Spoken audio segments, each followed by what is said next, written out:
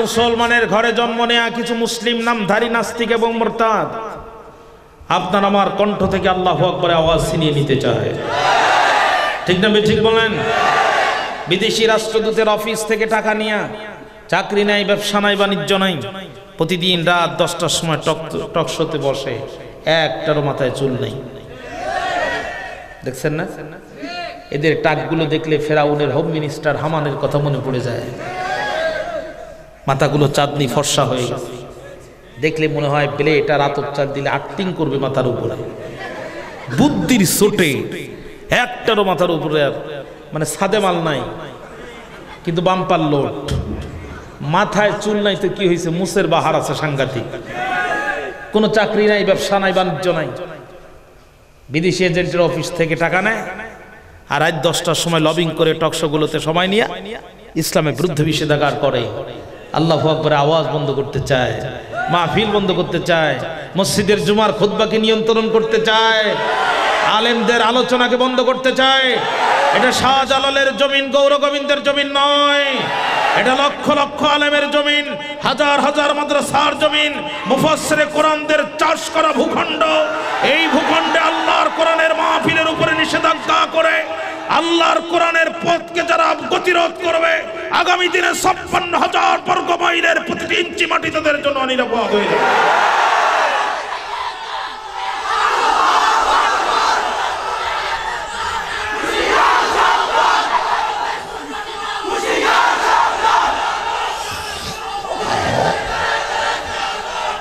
আমার ভাইরা come to my point, আমার দিকে তাকান। সংক্ষিপ্ত সময় আপনারা তাকবীর দিবেন, ঔষধ খাবেন বারে বারে, কিন্তু ডোজে একটু কম। তাকবীর দিবেন একজন, খুব বেশি বড় মাঠ না এটা, সবাই মিলে একসাথে উত্তর দিবেন, একবার দুইবার সর্বোচ্চ 3বার। এর বেশি গেলে শুধু তাকবীরই হবে, ওয়াজ হবে না। আমার কথা কি বোঝা যায়? আমার ভাষা বুঝতে কোনো সমস্যা হয় আপনাদের? আসেন আমরা সরাসরি আলোচনায় চলে যাই। বন্ধুরা আমার, আমি আপনাদের সামনে পবিত্র কোরআন আল কারীমের 29 নম্বর সূরা 20 নম্বর পারা সূরাতুল আনকাবুতের 2 নম্বর আয়াতে কারিমা তেলাওয়াত করেছি। প্রথমে সূরার নামকরণ, সূরার নাম আনকাবুত, শব্দের অর্থ হলো মাকড়সা। একটু জবান খুলে বলেন অর্থটা কি? সবাই মিলে কথা বলতে হবে, একটু প্রাণ খুলে বলেন অর্থটা কি? কোরআন নাজিল করলেন আল্লাহ মানুষের কাছে না মাকড়সার কাছে?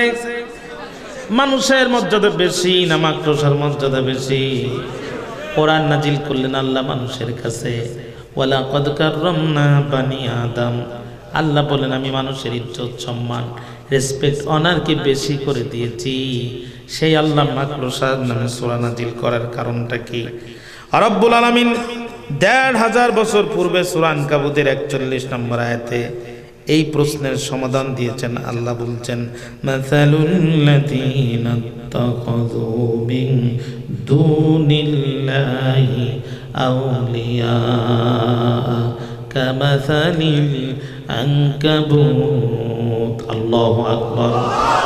এক একটা আয়াতে কারিমা তেলাওয়াত করা শেষ হবে যখন, আমি আমার শাহাদাত আঙ্গুলে দিয়ে আপনাদেরকে ইশারা করব তখন, আর ইশারা করব যখন আপনারা জবান করে আল্লাহু আকবার বলবেন ঠিক তখন।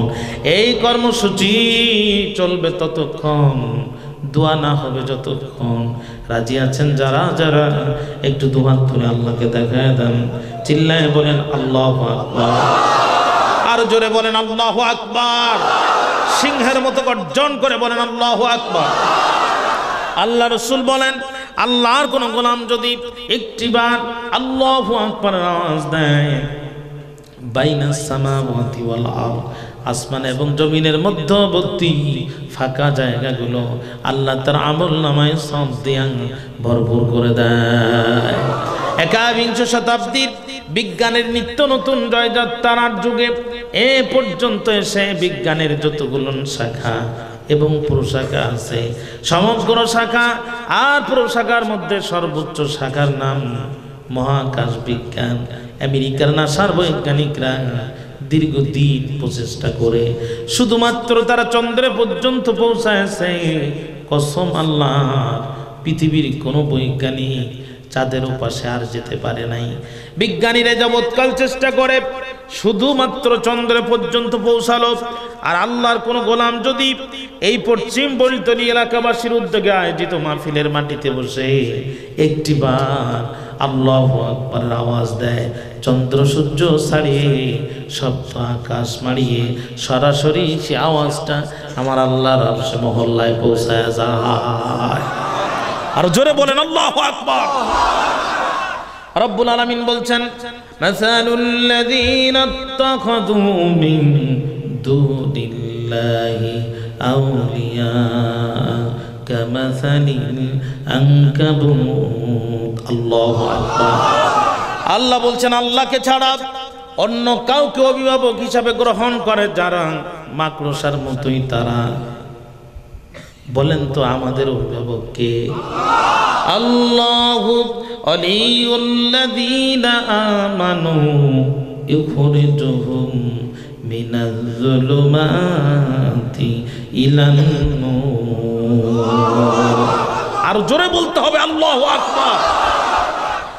আল্লাহ বলছেন, তোমরা যারা আমি আল্লাহকে রব বলে গ্রহণ করেছ, আমার নবীকে আদর্শ নেতা বলে মেনে নিয়েছ, আমার কোরআনের সংবিধান প্রতিষ্ঠার জন্য যারা জান আর মাল কুরবানি করার সিদ্ধান্ত নিয়েছ, তারা শুনে রেখে দাও, আমি তোমাদের রব আসমান থেকে ঘোষণা করলাম, আমি নিজেই তোমাদের বন্ধু হয়ে গেলাম।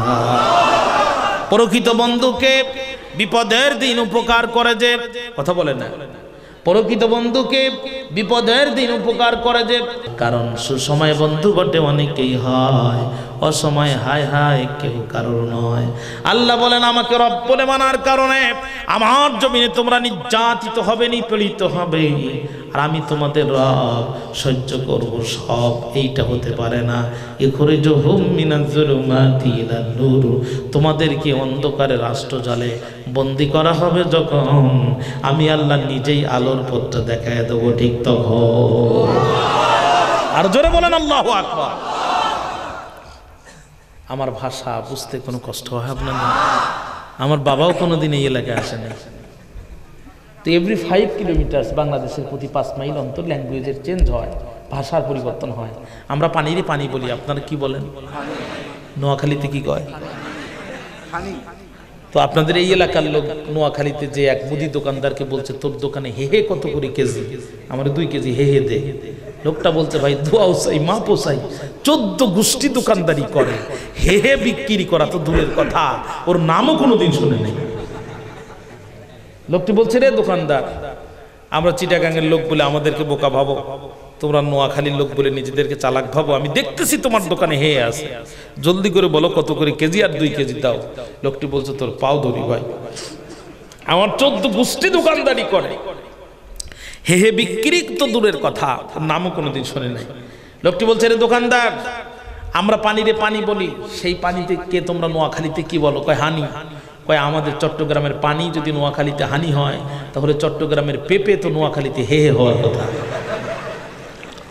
আঞ্চলিকতা আর কিছু বেশ কম আছে না? নাই, থাকতেই পারে। আমার দেশের কোনো বুলি যদি আপনার দেশের গালি হয়, ওয়াজ করার পর আবার স্টেজের সাথে বেঁধে রেখেন না, আল্লাহর রাস্তায় মাফ করবেন তো ইনশাআল্লাহ। আল্লাহ পাক কবুল করুক, যেরকম আল্লাহুম্মা আমিন। আলোচনা তার কাছে লাগবে তেমন, চরিত্র যার যেমন। আমি আল্লাহর কোরআন দেখে কথা বলবো, আপনারা কেউ আমাকে পার্সোনালি চিনেন না, আমিও ব্যক্তিগতভাবে আপনাদেরকে চিনি না। কোরআন দেখে কথা বলবো, চরিত্র যার যেমন লাগবে তার কাছে তেমন। অ্যালার্জি যদি থাকে, বেগুন খাইলে চুলকাবেই। বেগুন, আলু আর ইলিশ মাছ, এর চেয়ে মজাদার খাদ্য আর বাংলাদেশে নাই। আপনাদের এই চিটাগাং এলাকার মাসকালায়ের ডাউল আর ময়মনসিংহ থেকে আসা কালো তাল বেগুন, এরপরে সূর্য যদি 7 দিন না ওঠে, ঘি দিয়া যদি সকালে ভাজি করা হয়, সাংঘাতিক ব্যাপার। একই বেগুন দিয়া সকালে ভর্তা, দুপুরবেলা ইলিশ মাছের ঝোল, আর রাত্রিতে আপনাদের এই পাশের বাজারে তৈরি করা বেগুনের গরম গরম চপ। কোনো সমস্যা নাই, সমস্যা শুধু তাহাদের অ্যালার্জি আছে। যাহাদের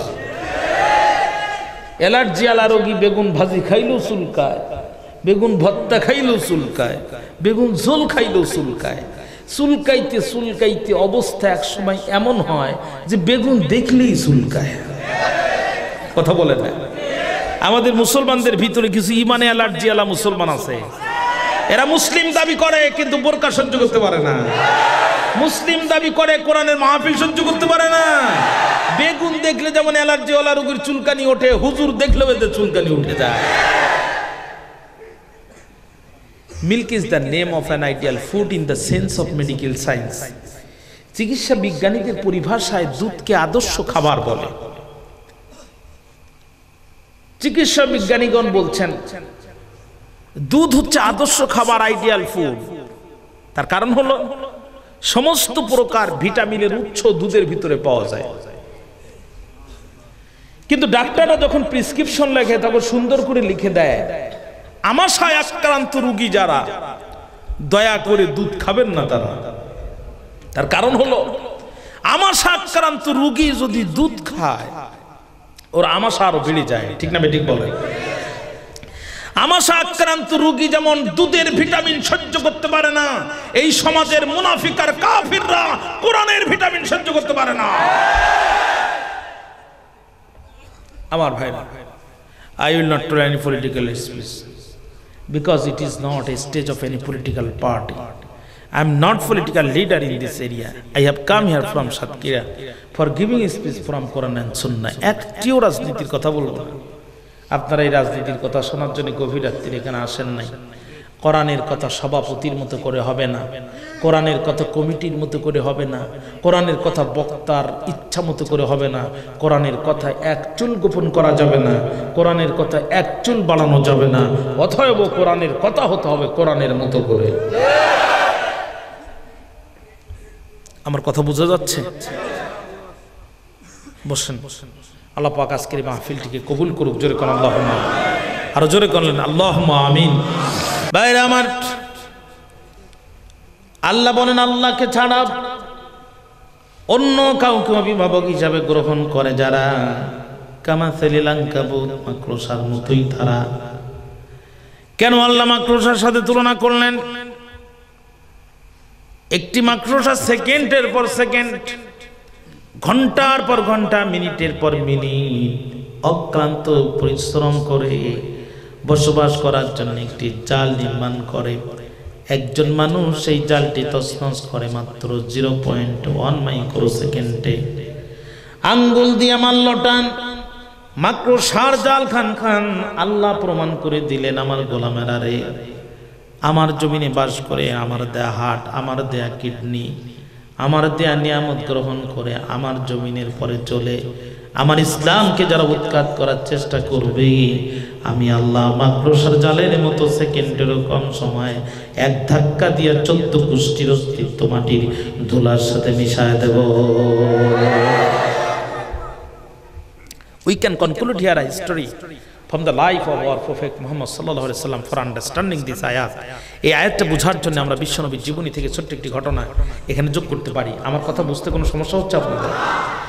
1500 বছর পূর্বে আল্লাহর নবী এই কোরআনের দাওয়াত দিলেন যেই দিন বিশ্বনবীর বিরুদ্ধে ষড়যন্ত্র শুরু হয়েছিল, ঠিক সেই দিন 40 বছর আগ পর্যন্ত আল্লাহর নবী ছিলেন আল আমিন। বিশ্বনবী মক্কার লোকদেরকে ডাক দিয়ে বলে, মক্কাবাসী বলো তো এইটা কোন দিক? মক্কার লোকজন বলল, মুহাম্মদ এইটা তো পূর্ব দিক। আল্লাহর নবী বলেন, আমি মুহাম্মদ যদি বলি এইটা পশ্চিম দিক। মক্কার লোকে বলল, তুমি আল আমিন, যেইটাই বলবো ওইটাই ঠিক। বিশ্বনবী বললেন, ইন্নী রাসূলুল্লাহি ইলাইকুম জামিয়া, আমি বিশ্ববাসীর জন্য নবী হয়ে এসেছি। দেখা গেল কোরআন নাজিল হওয়ার পূর্বে আল্লাহর রাসূলকে আল আমিন উপাধি দিয়েছিল যারা, এই কোরআন নাজিল হওয়ার পরে বিশ্বনবীকে হত্যা করার জন্য দারুণ দোয়ার মতো অবৈধ বিচারালয় তৈরি করেছিল, ঠিক তারা।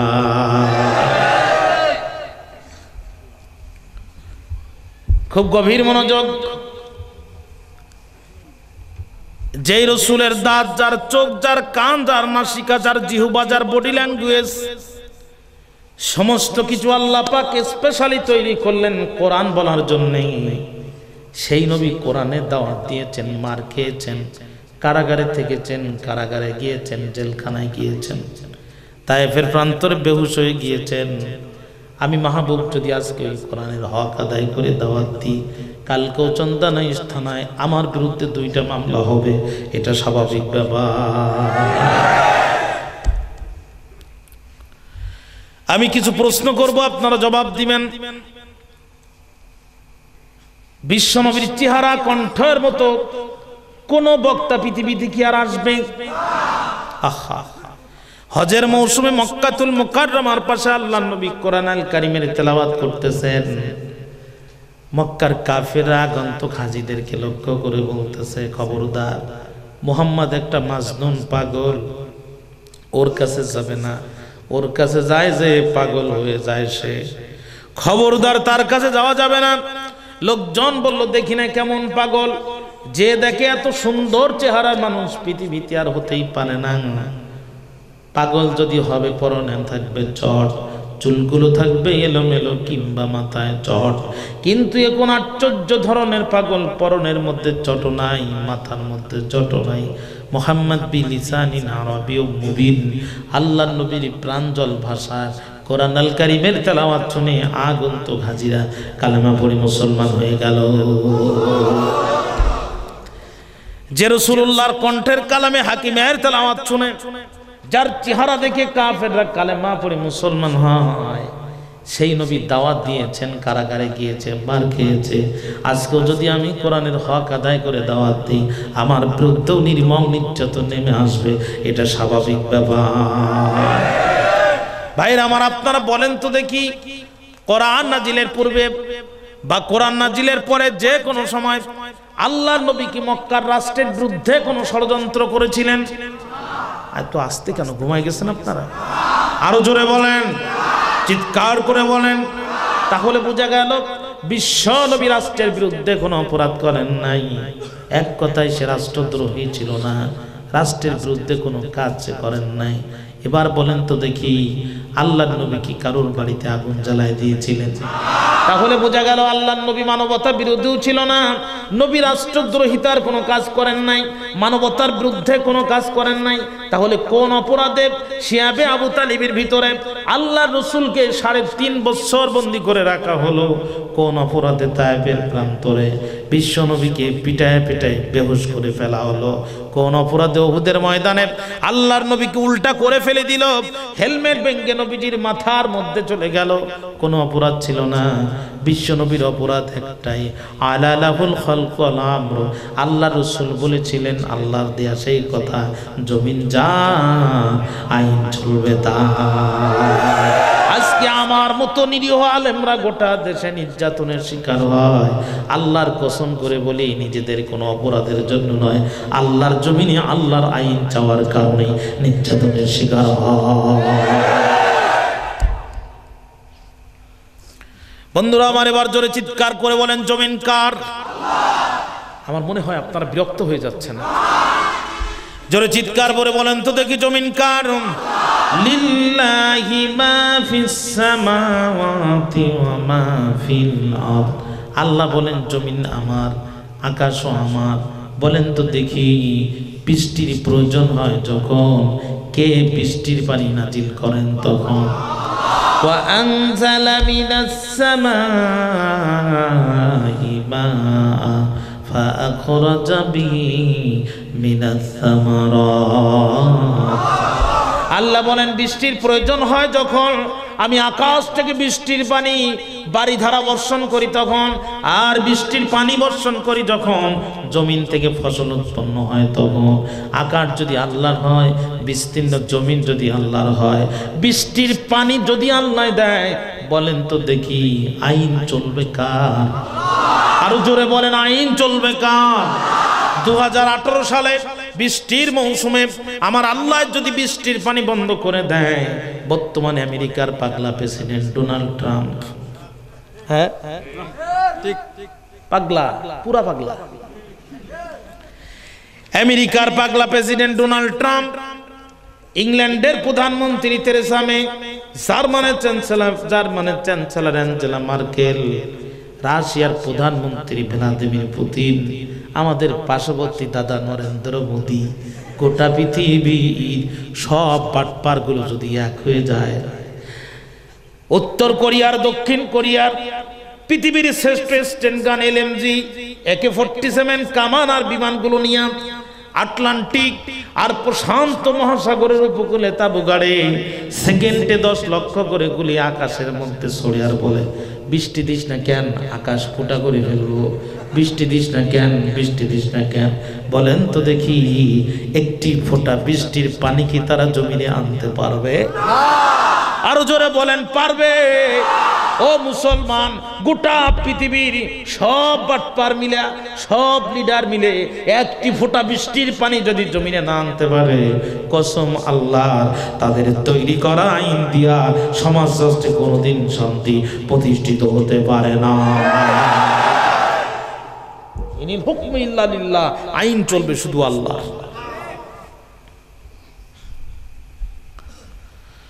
বন্ধুরা আমার, আমি একটি মোবাইল ব্যবহার করি, আপনাদের অনেক মোবাইল আছে। এই মোবাইলগুলো বাজার থেকে যখন কিনেন, একটা ফোন দেয়, একটা চার্জার দেয়, একটা ইয়ারফোন দেয়, একটা ব্যাটারি দেয়, ফ্রি আরো 2-5টা জিনিস দিলেও দিতে পারে। মূল্যবান একটা জিনিস দেয়, ইংরেজিতে লেখা ছোট্ট একটি বই। কেউ বলে ক্যাটালগ, কেউ বলে গাইডলাইন, কেউ বলে গাইড বুক। যে যা বলে বলুক না কেন, ওই ছোট্ট বইটি হচ্ছে ওই মোবাইলের জন্য সংবিধান। কোন সুইচ চাপ দিলে মোবাইল অন হবে, কোন সুইচ চাপ দিলে মোবাইল অফ হবে, সবকিছু ওই ক্যাটালগের ভিতরে লেখা আছে। ঠিক না? ঠিক বলেন? এখন আমি যদি বাম হাতে স্যামসংয়ের বই নেই আর ডান হাতে নোকিয়ার মোবাইল নেই, স্যামসংয়ের ক্যাটালগ পড়ি আর নোকিয়ার বাটন চাপি, বলেন তো দেখি মোবাইল কি চলবে?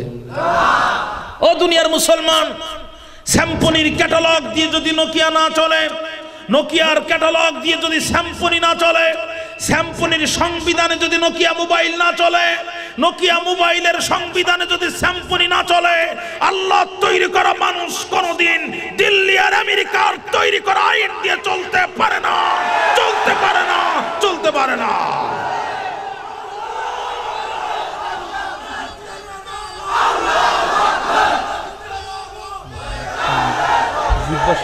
পানি দেন তাড়াতাড়ি।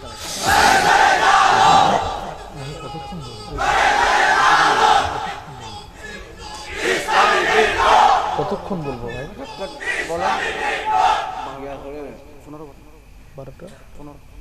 আপনাদের কষ্ট হয়ে যাচ্ছে, আমি বুঝতে পারছি। আচ্ছা চলেন দেখি সামনের দিকে যাওয়া যায়। বিমানের কোন সুইচ চাপ দিলে বিমান চলবে, কোন সুইচটা চাপ দিলে কিয়ামত পর্যন্ত বিমান আর স্টার্ট নেবে না, এটা বিমানের পাইলট ভালো জানে না নৌকার মাঝি ভালো জানে? কথা কয় না কি রে ভাই, আপনাদের অবস্থা এমন কেন? একটু একসাথে বলেন সকলে।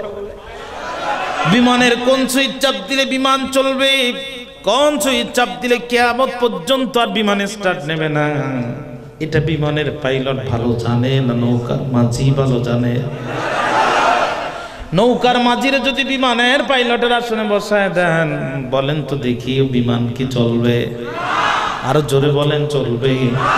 নৌকার মাঝি যেমন বিমান চালাইতে পারে না, আল্লাহ তৈরি করা মানুষ কোনোদিন মানব রচিত আইন দিয়া চলতে পারে না। আলাহুল খালকু ওয়াল আমর, সৃষ্টি যার, আইন চলবে তার। এই দাওয়াত দেওয়ার কারণে বিশ্ব নবীকে 3.5 বছর শিয়াবে আবু তালেবের ভিতরে বন্দী করে নির্যাতন করেছিল।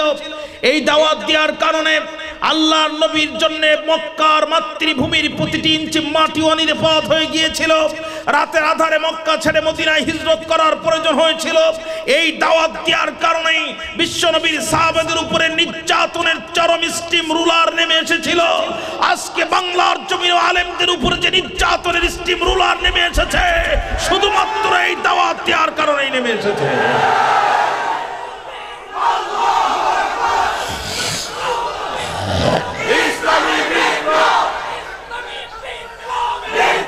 সম্মানিত ভাইরা, সময় কম, আমাকে কথা বলার সুযোগ দেন। ধনী মানুষ অসুস্থ হয়েছে, রক্ত দরকার, কারোর রক্তের সাথে মিলছে না, কারণ ও নেগেটিভ ব্লাড, বড় আনকমন ব্লাড, এটা মিলে না সহজে। হঠাৎ করে এক কৃপণের রক্তের সাথে মিলে গেছে। কৃপণ কি বলছে রক্ত দেয়া লাগবে, কৃপণ বলছে তোমার মাথা নষ্ট, আমি ভাতই খাই না ঠিক মতো, আমি আবার রক্ত দেবো আর একজনের। জোর করে ধরে চন্দনাইশ হাসপাতালে ভর্তি করে 3 ব্যাগ রক্ত নিয়েছে। ও বলছে আমার সব নিয়ে নিছে, বলছে না মাত্র 3 ব্যাগ নিছে। ধনী মানুষ খুব খুশি হয়ে গেছে, টেবিলের ড্রয়ার টান দিয়া 3 লক্ষ টাকার চেক লিখে হাতে দিয়ে দিছে। কৃপণ 3 লাখ টাকার চেক দেখে বলছে আমি আরো 1 ব্যাগ রক্ত দেবো। তার মানে প্রথমে বুঝতেই পারেনি যে প্রতি ব্যাগে ওরে 1 লাখ করে টাকা দেবে।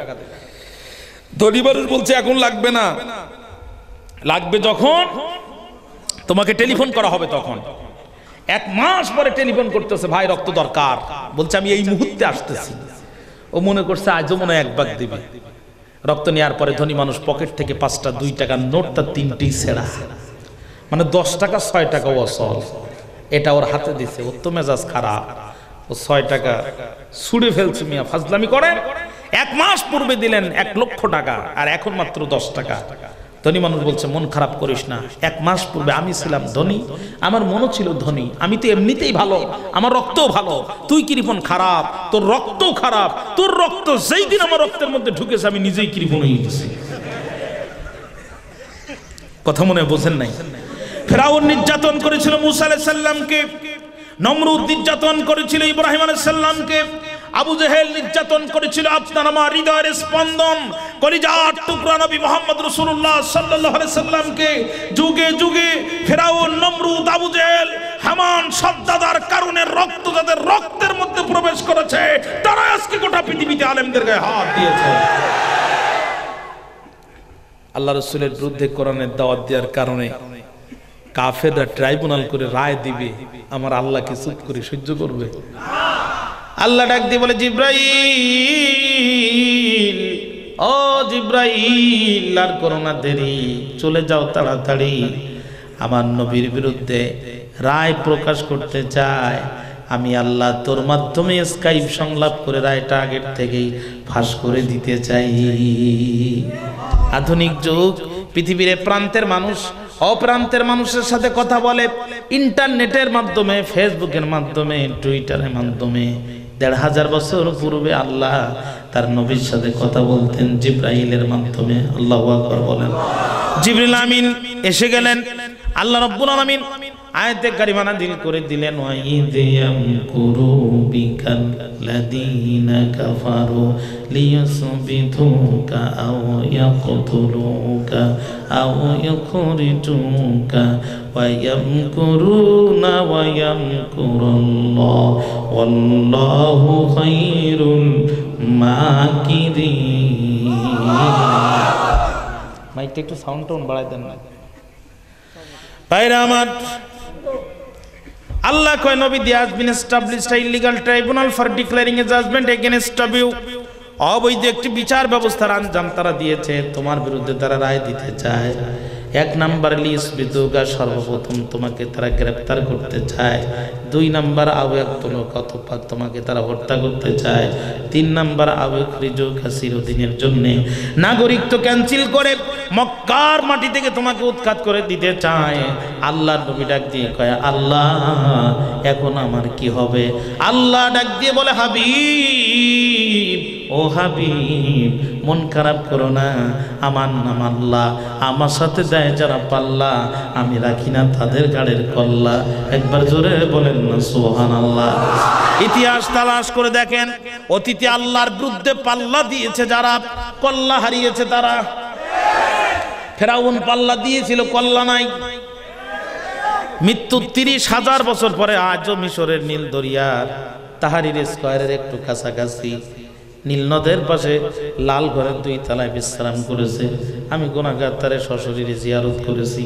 ভাইরা আমার খেয়াল করেন, বন্ধুরে আমার, অতীত ইতিহাসে আল্লাহর বিরুদ্ধে পাল্লা দিয়েছিল যারা, কল্লা হারিয়েছিল তারা, আজও পাল্লা দিচ্ছে যারা।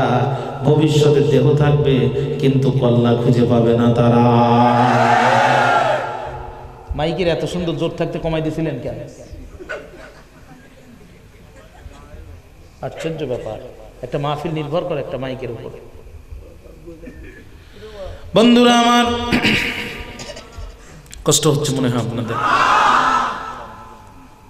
একান্ত আপনজনেরা আমার গভীর মনোযোগ আমার দিকে খেয়াল করেন।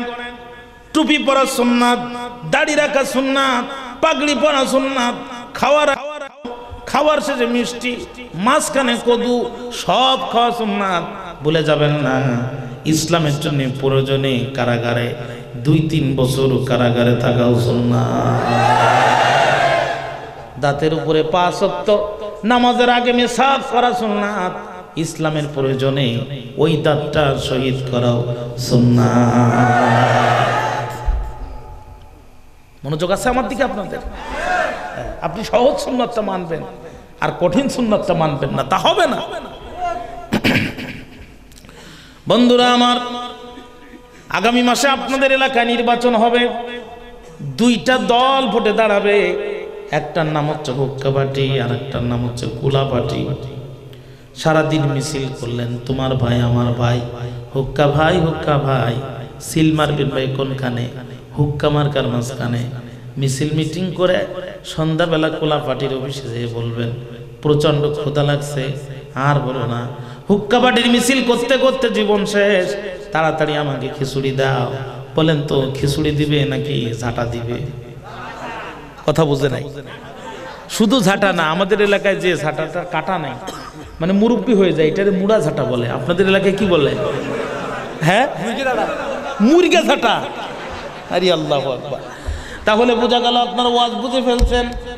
এক দলের মিছিল করে, আমার দিকে খেয়াল করেন, এক দলের মিছিল করে আর এক দলের অফিসে যে খিচুড়ি পাওয়া যায় না, বরং মুরগা ঝাঁটা দেয়। কথা বলেন ঠিক না বেটি? তামাম জীবন অন্য নেতার আদর্শ প্রতিষ্ঠার জন্য টাকা দিলেন, পয়সা দিলেন, বিবেক দিলেন, বুদ্ধি দিলেন, আন্দোলন করলেন, স্লোগান দিলেন, মিছিল করলেন, মিটিং করলেন, হিকমত প্রজ্ঞা সব তার পদে ব্যয় করলেন। মারা যাওয়ার পরে রাসূলুল্লাহর সুপারিশ পাবেন আশা করেন কেমনে? নবীর সুপারিশ পেতে গেলে জীবিত অবস্থায় আল্লাহ রসুলের আদর্শ প্রতিষ্ঠার জন্য সংগ্রাম করতে হবে। কবরে যাওয়ার পরে কোন নেতার নাম জিজ্ঞাসা করা হবে না। একজন নেতা সম্পর্কে প্রশ্ন করা হবে, তিনি কে? মান নাবিউকা, তোমার নবীকে আপনি যখন চিনতে পারবেন না, আমরা হাদিসে পড়েছি বিশ্ব নবীর ছবি আপনার সামনে তুলে ধরা হবে আর বলা হবে মান হাযা রাজুল, ওলে আল্লাহর গোলাম বলতো দেখি এই সম্মানিত ব্যক্তিটি কে। এখন ওখানে টুপি দাড়ি পরা নবীর ছবি দেয়া হবে নাকি উহুদের ময়দানে নবীকে উল্টা করে ফেলে দিল, হেলমেট ভেঙে নবীজির মাথার মধ্যে প্রবেশ করলো, এই ছবি দেয়া হবে? এইটা কিন্তু হাদিসে বলা হয়নি। আপনি টুপি দাড়ি আর পাগড়ি পরার আমল করলেন, কিন্তু উহুদের ময়দানে ইসলামের জন্য দান দান শহীদ করা, রক্ত দেয়া নবীজির সুন্নাতের সাথে আপনার আমলের যদি কোনো মিল না হয়, আর উহুদের ময়দানে রক্তাক্ত ছবি যদি আপনার সামনে তুলে ধরা হয়, আপনি কিন্তু নবীকে চিনতে পারবেন না। আমার খুলনাতে স্বামী আর স্ত্রী বাসর সজ্জায় চলে গেল। স্ত্রী হাতের আংটি খুলে স্বামীর হাতের মধ্যে দিল। সকালবেলা ব্যস্ততার কারণে স্বামী স্ত্রীর কাছ থেকে বিদায় নিয়ে প্রতিমধ্যে রওনা শুরু করে দিল। অ্যাক্সিডেন্টে আল্লাহর গোলাম পৃথিবীর জমিন থেকে বিদায় নিয়ে নিল। স্ত্রীকে ডাকা হলো, এদিকে আসো, বলো তো দেখি কে? বলে আমি চিনি না। ভালো করে লক্ষ্য করো, জীবনও দেখি নাই। হঠাৎ করে লক্ষ্য করে দেখে হাতের মধ্যে আংটি ঢুকানো। বুঝতে পারলো এ তো আমার স্বামী। উদাহরণ দিয়ে বোঝাতে চাইলাম, সামান্য দুনিয়ার জমিনে যেই চিরপরিচিত স্ত্রী, যেই পরিচিত স্বামীকে একটু আগেই সবচেয়ে কাছাকাছি থেকে দেখেছে, সামান্য মুখের মধ্যে একটু রক্ত রেখে যাওয়ার কারণে ওই স্ত্রী যদি ওই স্বামীকে না চিনতে পারে, টুপি আর দাড়ি পরা সুন্নাতের আমল করলেন, রক্ত দেয়া সুন্নাতের আমল করলেন না, কবরে যদি উহুদের ময়দানের সেই ছবিটা আপনার সামনে তুলে ধরা হয়, যেখানে বিশ্ব নবীকে উল্টা করে ফেলে দিল কাফেররা, হেলমেট ভেঙে নবীজির মাথার মধ্যে ঢুকে গেল, এই ছবি যদি আপনার সামনে তুলে ধরা হয়, আপনি নবীকে চিনতে পারবেন না। আর নবীকে চিনতে না পারা মানে জাহান্নাম আপনার জন্য ওয়াজিব হয়ে যাবে। কষ্ট হচ্ছে?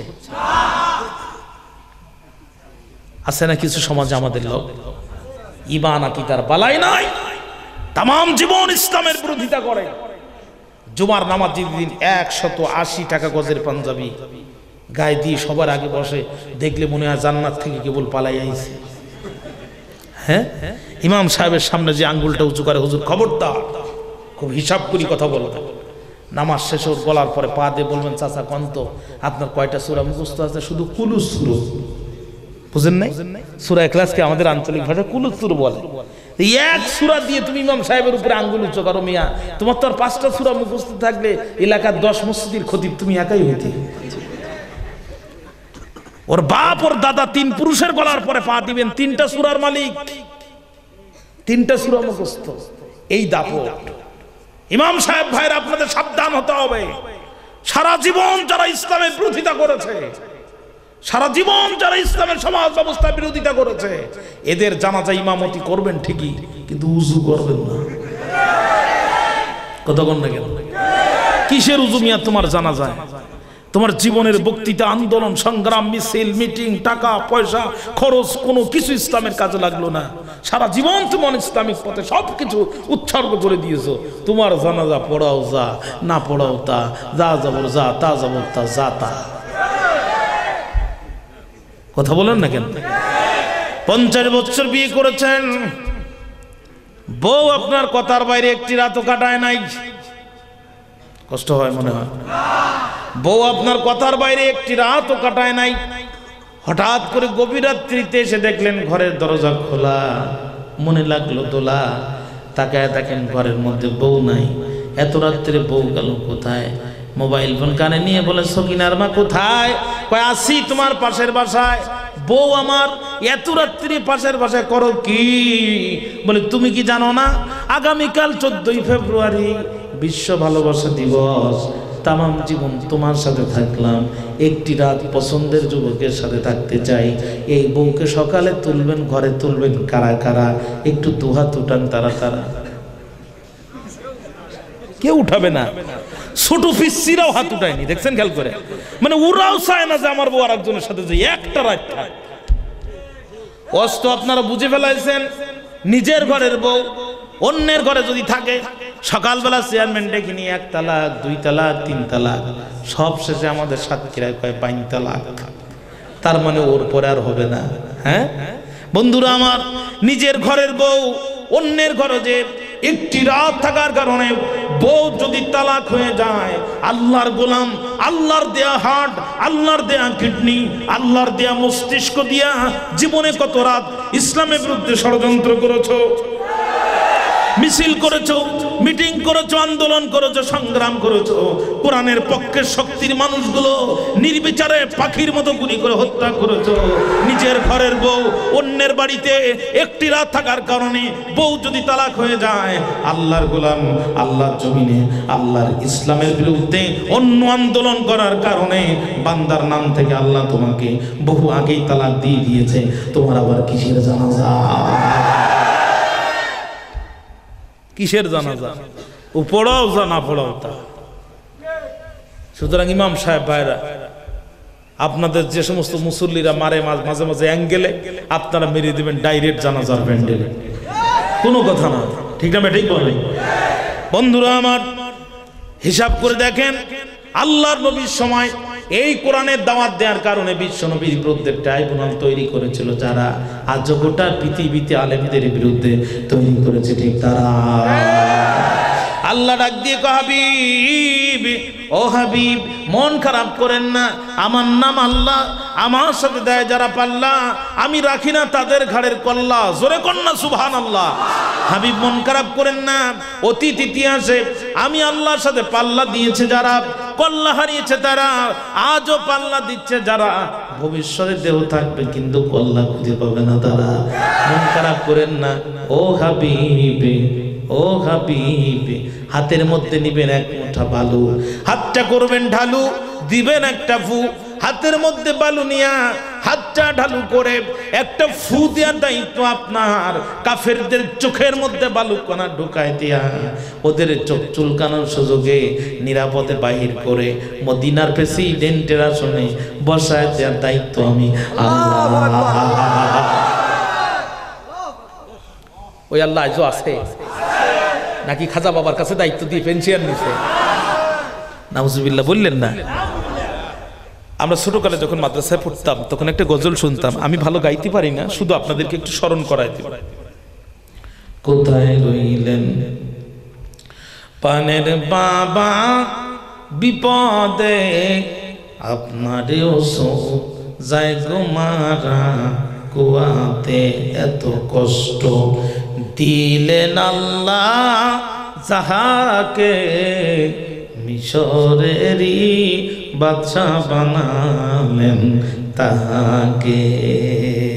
ইয ক্বালা ইউসুফু লিআবিহি ইয়া আবাতি ইন্নী রাআইতু আহাদা আশারা কাওকাবা ওয়াশ-শামসা ওয়াল কামারা রাআইতুহুম লি সাজিদিন। When Yusuf alayhi salam told to his father, "Oh my dear father, I have seen that the living stars, including the sun and the moon, protested me in my dream." বাবা গো, স্বপ্নে দেখেছি আহাদা সারা কাওকাবা, 11টি নক্ষত্র, ওয়াশ-শামসা সূর্য, ওয়াল কামারা চন্দ্র, রাআইতু হুম লি সাজিদিন, আমাকে সিজদা করছে। His father Yaqub alayhi salam was also prophet of Allah. তার বাবা ইয়াকুব আলাইহিস সালাম আল্লাহর নবী ছিলেন। He knew at that time something is going to happen about his son. এই স্বপ্নের তাবিদ দেখে তিনি বুঝতে পেরেছিলেন আমার সন্তান যে আল্লাহর নবী হবে, এ ব্যাপারে কোনো সন্দেহ নাই। সুবহানাল্লাহ। So he advised his son, সে তার সন্তানকে পরামর্শ দিয়েছিল, ও মাই ডিয়ার সন, ক্বালা ইয়া বুনাইয়া লা তাকসুস রুইয়াকা, O my dear son, don't explain with your dream with your brothers, খবরদার যে স্বপ্ন তুমি দেখেছো তোমার ভাইদের সাথে বলবে না, because something is known as jealousy, হিংসা বলে একটা জিনিস আছে।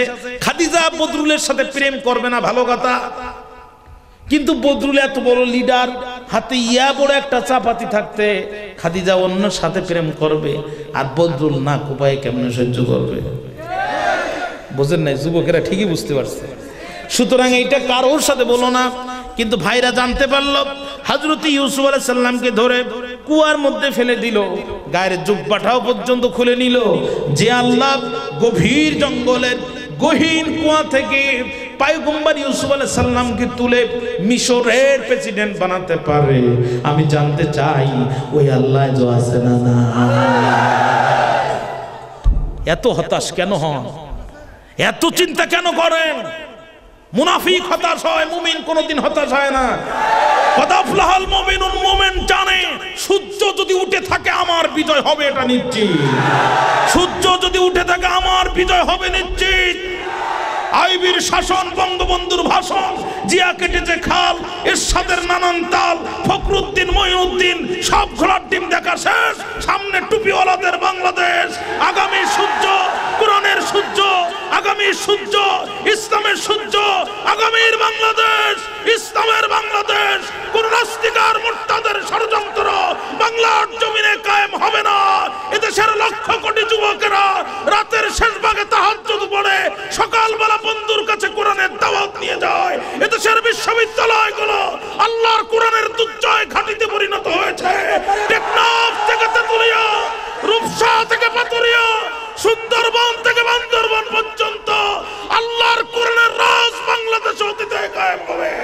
আমরা শাহাদাতের নজুরা পেশ করেছি, এদেশে শহীদের রক্ত ঝরেছে। আকাশ থেকে যখন বৃষ্টি হয় ওই জমিন ফসলের জন্য উর্বর হয়ে যায়। যেই জমিনে শহীদের রক্ত পড়ে ওই জমিন আল্লাহর দ্বীন কায়েমের জন্য উর্বর হয়ে যায়।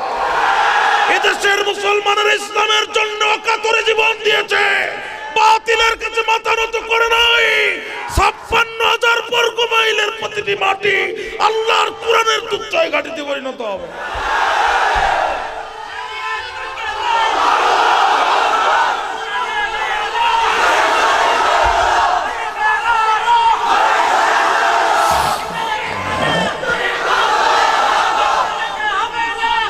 সম্মানিত ভাইরা, সম্মানিত ভাইরা, আমাকে কথা বলতে দেন।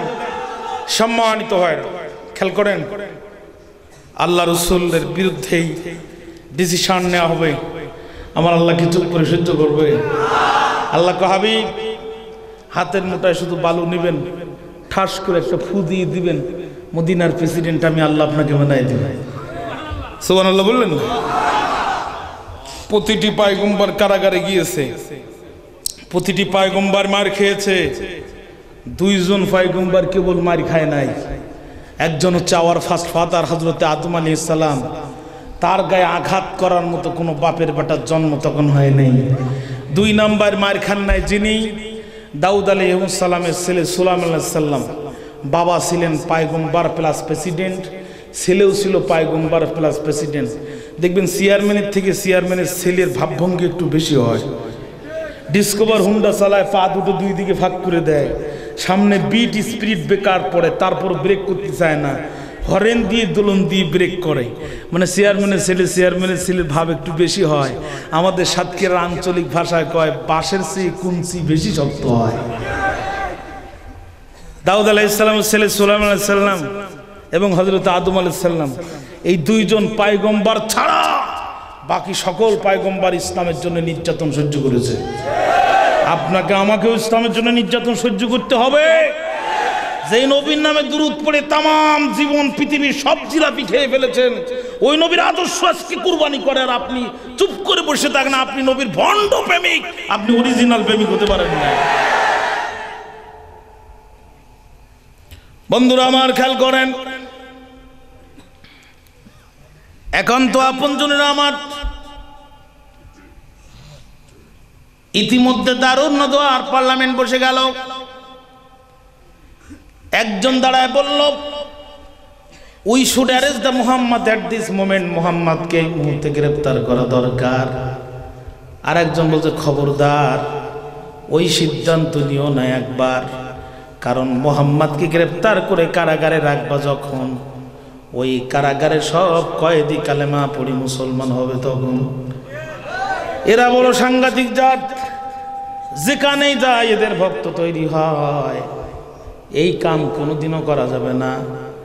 আর একজন দাঁড়ায় বলছে, we should the cancel the citizenship of Muhammad and send to our country from our homeland.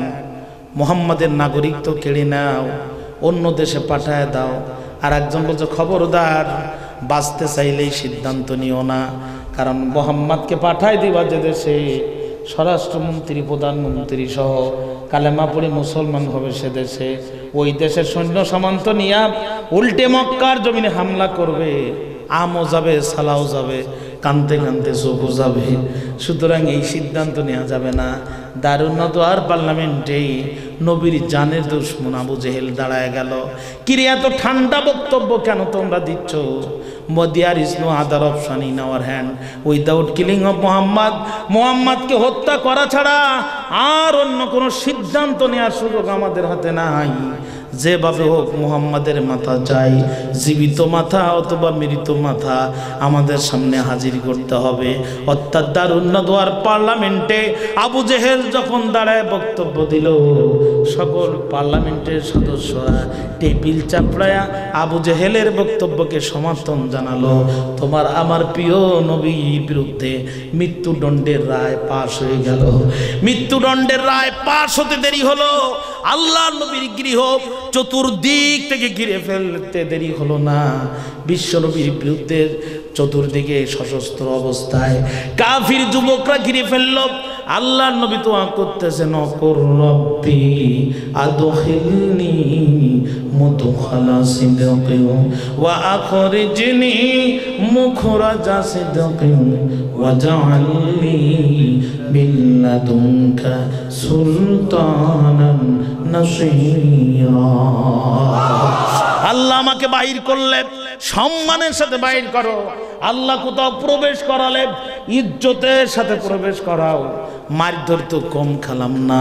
আমার কোনো সাহাবীর হাত নাই, কোনো সাহাবীর পা নাই, কোনো সাহাবীর চোখ নাই, কারোর বাবা নাই, কারোর সন্তান নাই। আল্লাহ গো, তুমি আবার আমার একটু রাষ্ট্র ক্ষমতার মালিক বানায় দাও, একটু রাষ্ট্রের চাবিটা আমার হাতে দাও, আমার একটু প্রেসিডেন্ট বানায় দাও। আল্লাহর নবী দোয়া করতেছে, আল্লাহ তুমি আমারে রাষ্ট্র ক্ষমতার মালিক বানায় দাও। আর আমাদের মধ্যে এক শ্রেণীর হুজুর আছে যারা বলে ইসলামে রাজনীতি করা হারাম, ওদের পিছনে নামাজ পড়াই হারাম। কথা বলেন না কেন? আমি মাহবুব 50 বছর হজ করে 5 জন লোক নামাজি হবে এর কোনো নিশ্চয়তা নাই। আছে পাবনা বাজার শহরে বাংলা বাজার, আরো 5-6 বছর আগে আমি হজ করতে গেলাম। কমিটির এক ভাই আমার সাথে করে নিয়ে রাতে ঘুমাচ্ছে, তো দেখলাম ফজরের সময় উনি ঘুম পড়তেছে, আমি উঠলাম, ডাকলাম ভাই ওঠেন, একটু গরম পানি দেন, আপনি আমি দুইজন এখানে নামাজটা আদায় করি। হুজুর আপনি পড়েন। আমি দেখলাম লাইন তো খারাপ, তো নামাজ পড়বেন না। পরে আমি একটু জোর করে ডাকলাম ওঠেন, বললাম না আপনি পড়েন। আমি আর ডাকলাম না, চিন্তা করলাম আর একবার ডাকলেও আমার হাদিয়া দেবে না। হাদিয়া নাতি গোটা বড় কথা না, আমার ব্যাগটাও দেবে না। আপনারা বলেন আমার হজ দিয়ে কি হবে? কিচ্ছু হবে না। কিন্তু মাননীয় প্রধানমন্ত্রী যদি রাত 12টা 1 মিনিটে মাইক ধরে বলেন, শোনো বাংলার জনগণ, শোনো দিয়ামন, আগামীকাল ফজরের নামাজে মসজিদের মধ্যে যাবে না যারা, র্যাব আর পুলিশের হাতে গ্রেফতার হবে তারা, রাতারাতি কাম হয়ে যাবে সারা, জীবনেও মসজিদে যায় না যারা, আগামীকালকে ফজরের নামাজের মুয়াজ্জিন হবে তারা। একটা ঘোষণা। আমার 50 বছরের হজ, প্রধানমন্ত্রীর মাত্র 15 সেকেন্ড হজের সময়। শুধু মাইক ধরে বলবে, আমি র্যাব এবং পুলিশকে অর্ডার দিচ্ছি, যারা আজানের পরেও মসজিদে আসে না এদেরকে ধরে কারাগারে ঢুকাও। এই 15 সেকেন্ডের বক্তৃতায় গোটা বাংলাদেশে 100% নামাজ কায়েম হয়ে যাবে। আর এখন বিধান নাই, ঠান্ডা একটু বেশি পড়লে মুয়াজ্জিন আজান দেয় হাইয়া আলাস সালাহ, আর ল্যাপটা টান মারে আর বলে ইমাম আর মুয়াজ্জিন মিলে কোন রকম ফজরটা চালা। কিন্তু ওখানে যদি রাষ্ট্রীয় আইন থাকতো যে নামাজ না পড়তে গেলে একবারে ফজরের পরপরই র্যাবের গাড়ি বাড়ির গেটের সামনে লাগবে, ও কেন? ও 14 পুরুষ আজানের 1 ঘন্টা আগে কাঁথা কম্বল নিয়ে মসজিদের গেটে সিরিয়াল দিত। আমি গতকালকে রাতেও বলছিলাম, পাবনাতে 46 বছর দেশটা স্বাধীন করেছেন, ছোট্ট একটি ভূখণ্ড, দ্রুত গতির ট্রেন থাকলে 24 ঘন্টার ভিতরে বাংলাদেশ ঘুরে দেখা সম্ভব। এত ছোট্ট একটি রাষ্ট্র, লক্ষ লক্ষ সেনাবাহিনী, হাজার হাজার র্যাব, হাজার হাজার পুলিশ, হাজার হাজার আনসার, কোন নিরাপত্তা বাহিনীর অভাব নাই। এই 46 বছরে দেশের প্রধানমন্ত্রী, রাষ্ট্রপতি একজনও আলেম হয় নাই। 46 বছরের রাষ্ট্র আপনারাই চালিয়েছেন। বাপের বেটা হলে আমার সামনে উঠে দাঁড়ান। 46 বছরে ধর্ষণ মুক্ত একটি রাত আপনারা উপহার দিতে পারেন নাই। এই 46 বছরে নারীর ইজ্জতে হাত পড়ে নাই, আমার বোনের ইজ্জতে হাত পড়ে নাই, মায়ের ইজ্জতে হাত পড়ে নাই। একটা রাত আপনারা ধর্ষণ মুক্ত রাত উপহার দিতে পারেন নাই। আমাদের মতো মোল্লাদের একবার বসান, কোরআন হাতে নিয়ে বলছি 46 বছর না, 46 মিনিটে বাংলাদেশকে ধর্ষণ মুক্ত বাংলাদেশ উপহার দিন।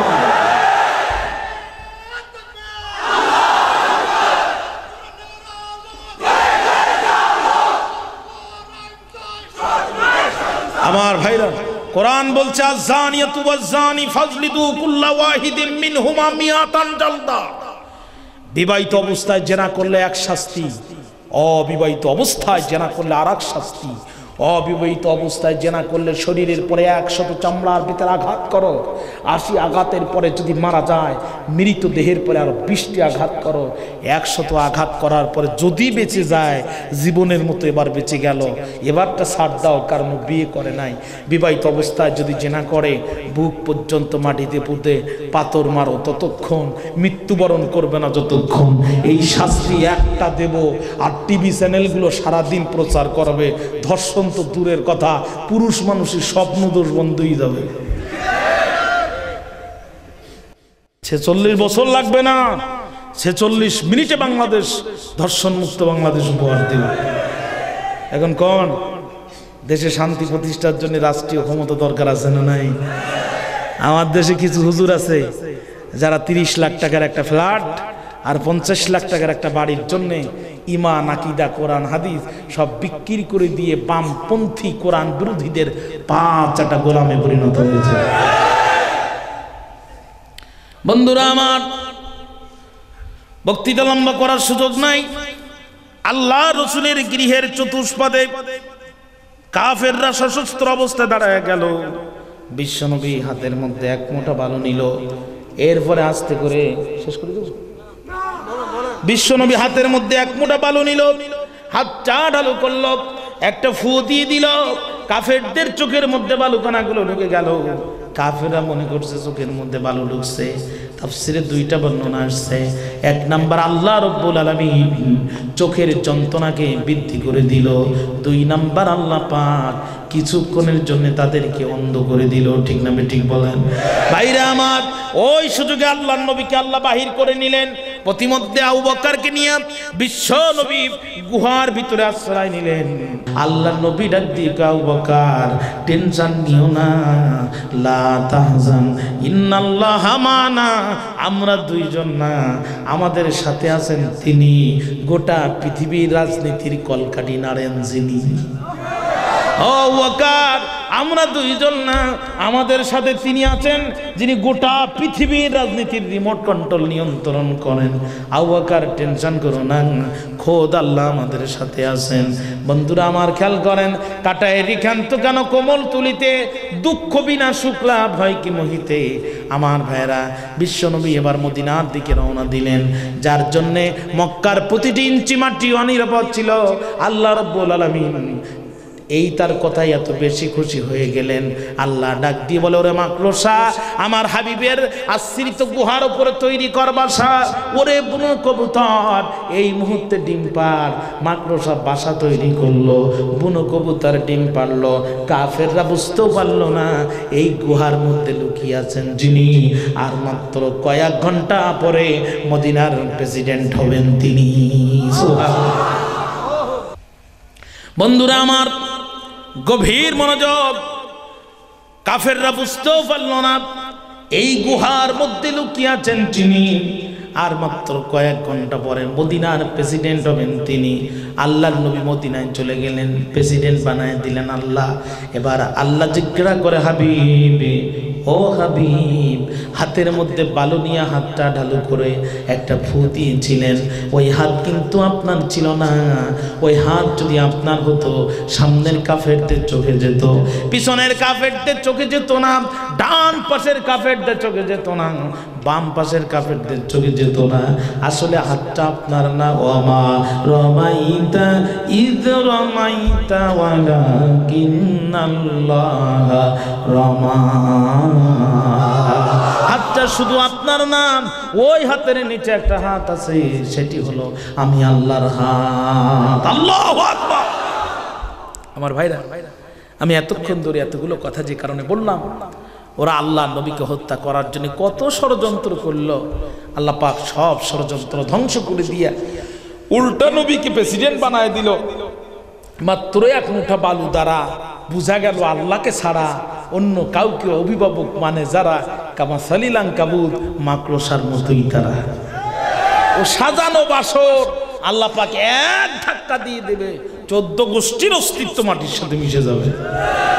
ভাইরা আমার আসেন, আল্লাহ বলেন, আহাসিবান নাসু আন ইউতরাকু আন ইয়াকুলু আমান্না ওয়া হুম লা ইফতানুন। আপনারা ঘুমায় গেছেন আমি বুঝতে পারতেছি। আরো চিৎকার মেরে বলেন আল্লাহু আকবার, আরো জোরে বলেন আল্লাহু আকবার। এবার খেয়াল করেন আল্লাহর বক্তব্য। আল্লাহ কয়, নবী, মানুষ কি মনে করে ইমানদার দাবি করলেই তাদেরকে ছেড়ে দেওয়া হবে? অহুম লা ইফতানুন, অথচ তাদেরকে পরীক্ষা করা হবে না, তারা পরীক্ষিত হবে না।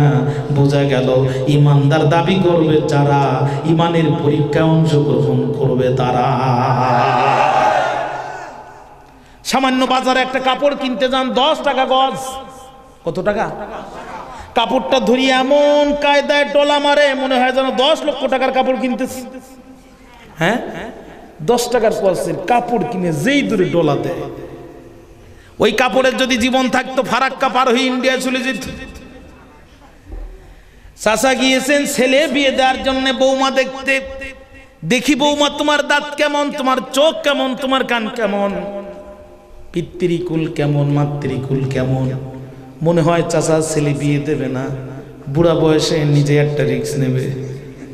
হ্যাঁ, সামান্য কাপড় কিনতে গেলে যদি ডলা মারতে হয়, ছেলে বিয়ে দেওয়ার জন্য বৌমা যদি এমন করে দেখতে হয়, কসম আল্লাহর, আল্লাহ তোমার আমার টুপি আর দাড়ি দেখে জান্নাত দেবে না, অবশ্যই একটু ডলা মেরে পরীক্ষা নেবে।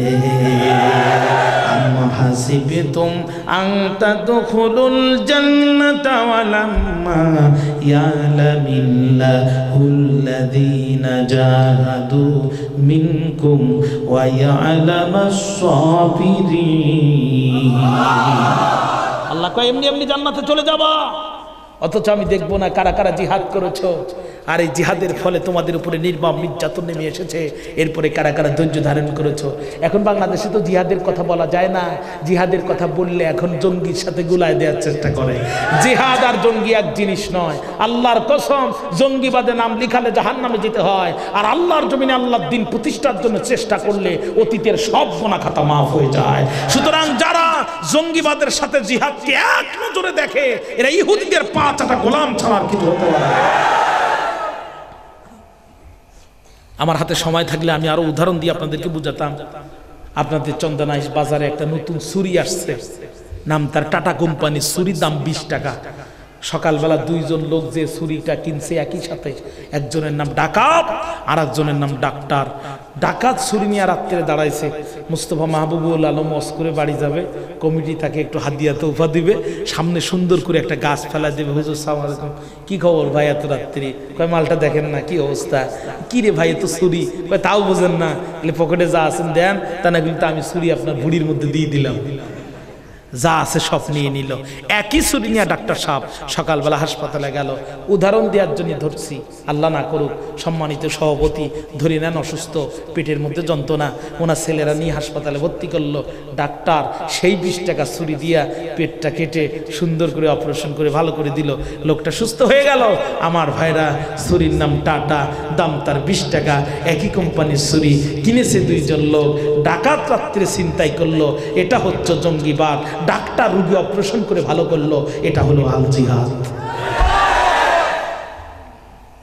কথা বোঝা যায়? সুতরাং যারা জঙ্গিবাদ আর জিহাদকে এক নজরে দেখে, এরা ইসলামের চূড়ান্ত দুশমন।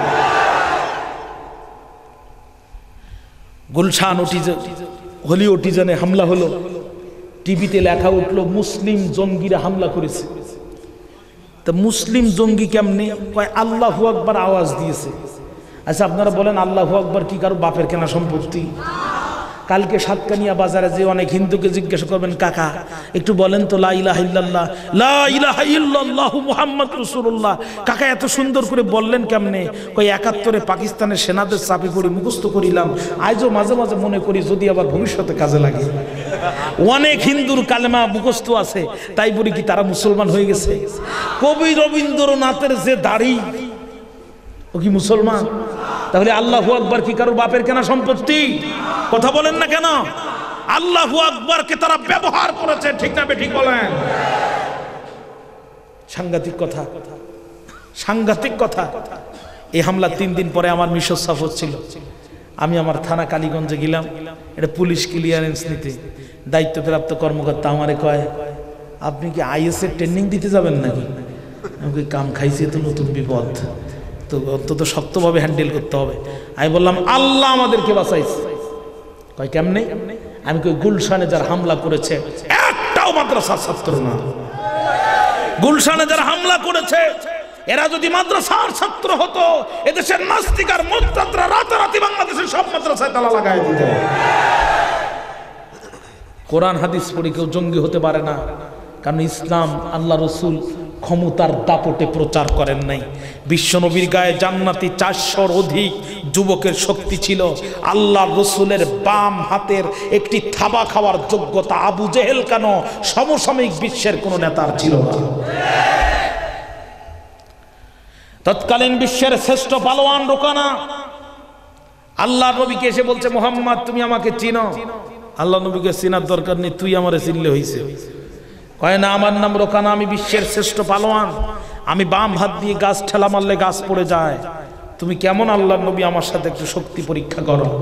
বিশ্বনবী বলছেন শক্তি পরীক্ষার দরকার নাই, অবশ্যই করতে হবে, এবং তুমি আমাকে আগে আঘাত করো, তা না হলে আমি যদি তোমাকে আঘাত করি তুমি পৃথিবীর জমিনে থাকবে না। আল্লাহর নবী বললেন আমি মুহাম্মাদের জীবনও যদি চলে যায় আমি আগে আঘাত করতে পারবো না, কারণ ইসলাম কোশ্চিন কালো আগে আঘাত করা পারমিশন দেয় না।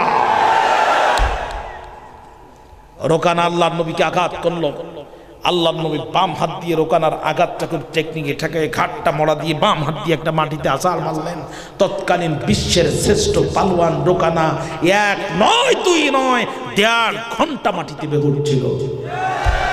সুতরাং ইসলাম কায়েম করা টি-20 ম্যাচ না যে তামিম ইকবালের মতো নাম্বার ছক্কা মারবার ইসলাম কায়েম হয়ে যাবে। এটা টেস্ট ম্যাচ। এখানে ধীরে ধীরে বলের গতি বুঝে ব্যাটিং করতে হবে। স্পিন বলে ব্যাটিং একরকম, ফাস্ট বলে ব্যাটিং একরকম। আস্তে আস্তে 5 দিন খেলে তারপরে বিজয় তুলে আনতে হবে। ইসলাম জঙ্গিবাদের মাধ্যমে কায়েম হয়নি, ইসলাম কায়েম হয়েছে একটি নীরব বিপ্লবের মাধ্যমে। আল্লাহ 2টা জিনিস না দেখে জান্নাত দেবে না। 1 নাম্বার জিহাদ, আর 1 নাম্বার কি? ধৈর্য। আমার ভাইরা, পরীক্ষা ছাড়া কিছুই হয় না। আপনারা বলতে পারেন হুজুর টুপি দাড়ি পাগড়ি দেখলে তো বোঝা যায় আমরা মুসলমান, পরীক্ষা নেওয়ার কি দরকার? জানুয়ারি মাসে যখন ভর্তি বিজ্ঞপ্তি শুরু হয় তখন স্কুল কলেজ মাদ্রাসার সামনে লেখা থাকে ভর্তি চলিতেছে, ভর্তি চলিতেছে, ভর্তি চলিতেছে। ওই সময় অরিজিনাল ছাত্র ভর্তি হয়, ভুয়াটাও ভর্তি হয়। অরিজিনাল ছাত্র যারা দিন রাত কষ্ট করে লেখাপড়া করে তারা, ভুয়া ছাত্র যারা চুলের মধ্যে শ্যাম্পু আর জেল মেরা পালচার আর ডিসকভার নিয়ে গার্লস স্কুলের সামনে দারোয়ানের মতো ডিউটি করে। কোন বইতে কি লেখাপড়া আছে এইগুলো জানা নেই, কিন্তু কোন ক্লাসে কয়টা মেয়ে দেখতে সুন্দরী সব মুখস্থ। প্রিন্সিপালটা মার্চ আর এপ্রিলে যে বহিষ্কার করতে পারেন না, রাজনৈতিক বিভিন্ন চাপ থাকে, ওনারা অপেক্ষা করেন ততদিন ডিসেম্বর মাস না আসে। যতদিন ডিসেম্বর মাস আসে যখন অরিজিনাল ছাত্র যারা পরীক্ষা দিয়ে ফার্স্ট ক্লাস পায় তারা, ভুয়া ছাত্র যারা ওখানেই কাম সারা। তাহলে একটা ক্লাসের ভিতরে যেমন অরিজিনাল ছাত্র থাকে, ভুয়া ছাত্র থাকে।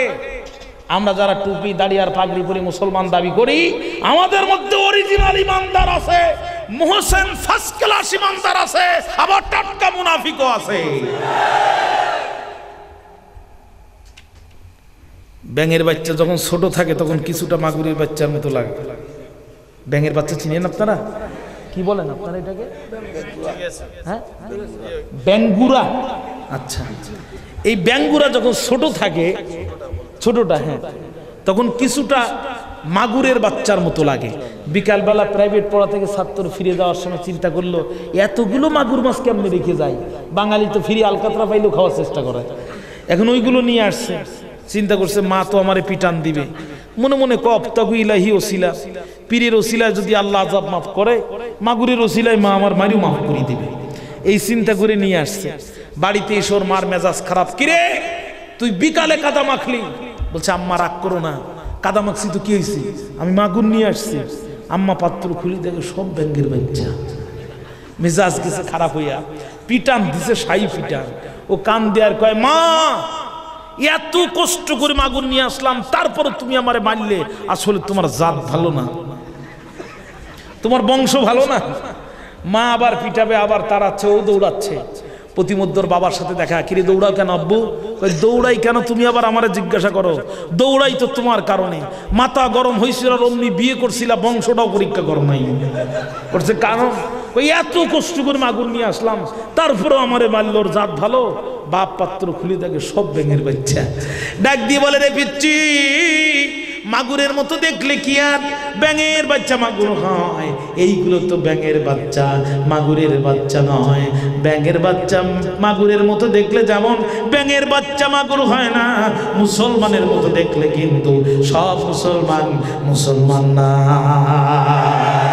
আল্লাহ বলেন সূরা বাকারা, ওয়া মিনান নাসি মান ইয়াকুলু আমান্না বিল্লাহি ওয়া বিল ইয়াউমিল আখির ওয়া মা হুম বিমুমিনিন। নবী মানুষের মধ্যে এমন কিছু মানুষ আছে যারা বলে আমরা আল্লাহকে বিশ্বাস করি, আখিরাতকে বিশ্বাস করি। ওমা সাবধান, তার মানে জুমার নামাজে সুন্নাতের সময় যখন শেষ হয়ে যায় লাল বাতি জ্বালায় দেয় আর নিচে লিখে দেয় সুন্নাতের সময় শেষ, আপনারা নতুন করে আর কেউ সুন্নাতে নিয়ত করবেন না। আল্লাহ পাক মা শব্দটা জ্বালায় দিলেন আর নিচে লিখে দিলেন হুম বিমুমিনিন, নবী এরা মুমিন নয়, এরাই ব্যাঙের বাচ্চা, এরা মুনাফিকের বাচ্চা। ইসলামের ক্ষতি কাফেররা যত না বেশি ক্ষতি করেছে তার চেয়ে মুনাফিকরা বেশি ক্ষতি করছে ইসলামের। বর্তমান পৃথিবীতে ইসলামের শত্রু কাফেররা নয়, বর্তমান পৃথিবীতে ইসলামের শত্রু হচ্ছে মুনাফিকেরা। কুড়াল দিয়ে কাঠের গায়ে আঘাত করা হয়, কাঠ ডাক দিয়ে বলে কুড়াল ভাই আমার কাছে আঘাত করিস কেন জানতে চাই। কুড়াল তখন ডাক দিয়ে কয় আঘাত করি কি তোরে সাত করে, তাকায় দেখ তোর জাত ভাই ঢুকানো আছে আমার পিছনের গর্তের ভিতরে। আমি কুড়ালের পিছনে একটা গর্ত আছে, ওখানে আর একটা কাঠ ঢুকানো আছে, ওই কাঠ যদি ঢুকানো না থাকতো আমার 14 গোষ্ঠীর সাহস হতো না কোন নতুন কাঠের গায়ে আঘাত করা। আজকে ইহুদি খ্রিস্টান ভারতের ব্রাহ্মণরা একটা আলেমের গায়ে হাত দিতে পারতো না যদি মুনাফিকেরা সহযোগিতা না করত।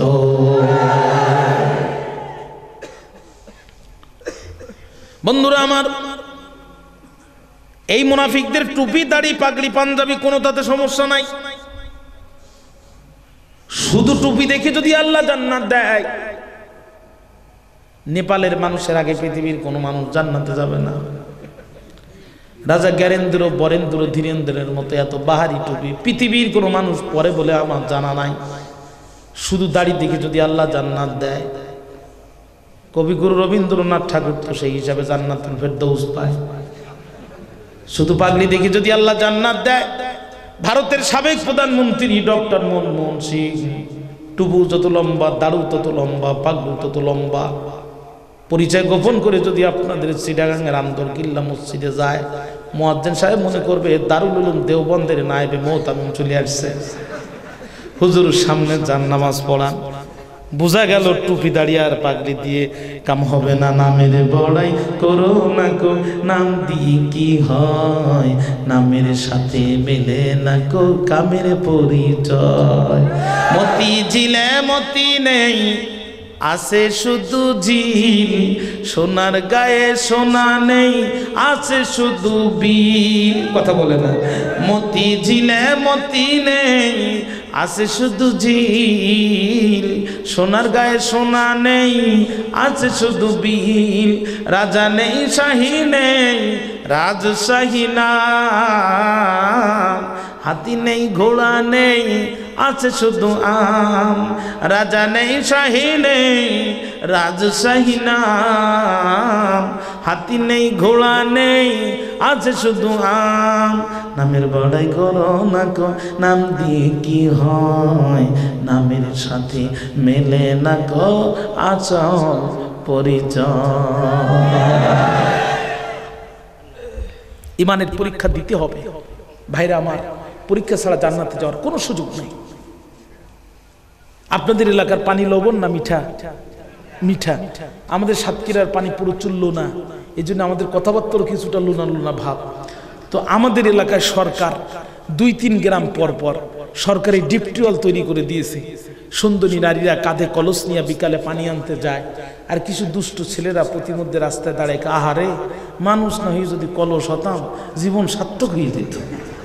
নাউজুবিল্লাহ বললেন না?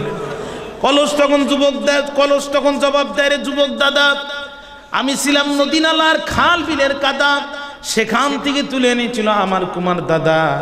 গলার পরে পা দিয়ে কয়, রে নরম কাদা তুই আমারে দিবি চাঁদা। আমি বলেছিলাম, ওরে কুমার দাদা আমার মতো নরম কাদার কাছে তুমি চাও চাঁদা, আসলে চাঁদাটা কি? দুষ্ট কুমার কয়, রোজ পোহাবি আর শক্ত হবি। হালকা শক্ত হলাম যখন, ওর গোল চাকা রিমান্ডের পরে বসায় দিল তখন। কানে মারে চোখে মারে, পেলাস ধরে টানে লাথি মারে, নখ উঠায় নেয়, ইচ্ছা মতো নির্যাতন করে। আমি বললাম, আল্লাহ আমি তো পানির তলের কাদা, মসজিদের ইমাম আর তাফসির মাহফিলের বক্তা। 46টি বছর দেশটা স্বাধীন হয়েছে, আমার নামে কোনো মামলা নাই, জিডি নাই। এই দুষ্টু কুমার পানির তল থেকে তুলে নিয়া গোল চাকার পরে বসায় এত নির্যাতন করে। আসলে এই কুমার সাধারণ মানুষ নয়, এর জানটা বড় শক্ত। এই শয়তানের 1 নাম্বার ভক্ত। প্রকৃত কথা হলো এর শরীরে আছে ফেরাউন আর নমরুদের রক্ত। আমি কাদা যদিও নরম, কিন্তু ইমান আমার সাংঘাতিক গরম। ও যদি নির্যাতন করে চরম, আমি করব না শরম, কারণ আমি জানি ইন্নাল্লাহা মা'আস সাবিরিন। ধৈর্য ধারণ করে যারা আল্লাহকে সাথে পায় তারা। রিমান্ডে ধৈর্য ধারণ করলাম, আমি মাটির কলসকে পিটায়া পিটায়া কলস বানায় ফেলে রৌদ্র নামক কারাগারে ঢুকায় দিল। আহারে যে দেখি টেনশন করে লাভ নাই, ওখানে সাজানো আছে আমার মতো বহু কলস ভাই। একসাথে মিলে রৌদ্রে কারাগারে থাকলাম। আমি আস্তে আস্তে শক্ত হয়ে গেলাম। আমি যতই হই শক্ত, দুষ্টু কুমার আমার হয় ততই ভক্ত। আস্তে আস্তে আমি কলসকে পিটায়া, মাটিকে পিটায়া কলস বানায় ফেলার পরে এরপরে আমারে নিয়া আস্তে করে অন্ধকার ঘরের ভিতরে ঢুকালো। বুঝতেছেন আমার কথা? অন্ধকার ঘরের ভিতরে ঢুকালো। ভয়ে আমার আত্মা রাম খাঁচায় উঠে গেল। চিন্তা করলাম এতক্ষণ অত্যাচার নির্যাতন যা হচ্ছিল, মানুষের সামনে হচ্ছিল, এই অন্ধকার ঘরে নিয়ে আবার কি নির্যাতন শুরু করে তার ঠিক নাই। তাকায় দেখলাম টেনশন করে লাভ নাই, ওখানে সাজানো আছে আমার মতো বহু কলস ভাই। 10 মিলে করি কাজ, হারি জিতি নাহিলাস, ওদের যা হবে আমার তাই হবে। বলতে না বলতে পিছন দিক থেকে পিছন দিক থেকে দুষ্ট কুমার আগুন ধরায় দিল। আম কাঠ, জাম কাঠ, কাঁঠাল কাঠগুলো সব পড়তে শুরু করলো। ওই আগুন যখন আমার বুকের পর দিয়ে আসতেছিল, আমি মনে করলাম কত বেশি কষ্ট হবে আমার তার ঠিক নাই। না না না, মাই পারসেপশন ওয়াজ গ্রেট রং। আমার ধারণা সম্পূর্ণ ভুল, কারণ ওটা ছিল আমার শাহাদাতের মৃত্যু। রাসূলুল্লাহ বলেন, আল্লাহর কোন গোলাম যদি শাহাদাতের মৃত্যু বরণ করে, একটি জীবন্ত ফুল গাছ থেকে একটি ফুল ছেড়ে নিলে, অথবা একটি জীবন্ত মানুষের গায়ে ছোট্ট একটি পিঁপড়ায় কামড় দিলে যতটুকুন কষ্ট হয়, তার চেয়ে অধিক কম কষ্টে শহীদের রূহ সরাসরি আল্লাহর জান্নাতে চলে যায়। আর আসতে বলেন, রাসূলুল্লাহ বলেন, সাধারণ জান্নাতীরা এক জান্নাত থেকে আরেক জান্নাতের মধ্যে যেতে পারবে না, কিন্তু আল্লাহর কোরআনের জন্য যারা জীবন দিয়ে শহীদ হয়ে যাবে, আল্লাহ পাক তাদের রূহকে জান্নাতি সবুজ চড়ুই পাখির রূহুর মধ্যে ঢুকায় দিবেন। আল্লাহর 8টা জান্নাত তারা উড়ে উড়ে দেখবে, আল্লাহর কোনো ফেরেশতারা তাদেরকে ডিস্টার্ব করবে না। আর কলস ডাক দিয়ে বলে, যুবক দাদা, আমার বুকের পর দিয়ে আগুন চলে গেল, আমি শহীদ হয়ে গেলাম। 7 দিন পর দুষ্ট কুমার ঘরটা খুলে দেখে কোনো কলসের কানি নাই, কারোর ব্যাক সাইড নাই, কারোর ডান সাইড নাই, কারো বাম সাইড নাই। আমি ধৈর্য ধারণ করেছিলাম বেশি, এই জন্যে আমার রংটা হয়েছিল বড় খুশি। দুষ্ট কুমার আমার রংটা দেখে কুমার হয়েছিল বড় খুশি। আমার রংটা হয়েছিল টুকটুকে লাল। দুষ্ট কুমার কান ধরে উঁচু করে টক্কা দেয় আর বলে, এইটাই অরিজিনাল মাল। ইসলামের জন্য যারা ত্যাগ স্বীকার করবে বেশি, পরীক্ষা দিবে বেশি, কষ্ট করবে বেশি, আল্লাহ বলেন আযামু দারাজাতান ইনদাল্লাহ, আমি আল্লাহর কাছে ওদের মর্যাদা সবচেয়ে বেশি। আরো জোরে বলেন আল্লাহু আকবার। এবার আমারে বাজারে নিয়ে গেল, লোকজন ডাক দি বলে, কুমার দাম কত? বলে 100 টাকা। বলে একটু কম হবে না? বলে অরিজিনাল জিনিসের দাম কোনো দিন কম হয় না। এবার আমার 100 টাকা দিয়ে কিনলো, বাজারে নিয়ে আসলো। এতই সাবধানে আমার শরীরে যেন একটা গুতাও না লাগে। আমার দিকে মনোযোগ আছে কি? বাড়িতে সবাই দেখলাম মাটির মধ্যে শুয়ে আছে, কিন্তু মাটির টিলা দিয়ে আমার থাকার জায়গাটা উঁচু করে দিল। আমার যাতে বসতে কষ্ট না হয়, সাইকেলের টায়ার আর টিউব খুলা আমার সোফা সেট বানায় দিল। শুধু তাই না, ওর একটা সুন্দরী ওয়াইফ আছে, যে স্ত্রীর দিকে পাড়ার কোনো যুবক একটিবার একটু ভালো করে লক্ষ্য করে তাকাক, এটাও বরদাস্ত করতে পারে না। সেই বউয়ের কোলে সকালে একবার, বিকালে একবার, সন্ধ্যায় একবার, মাঝে মাঝে চান্স পাইলে ভোর রাত্রে একবার আমারে উঠায় দেয়।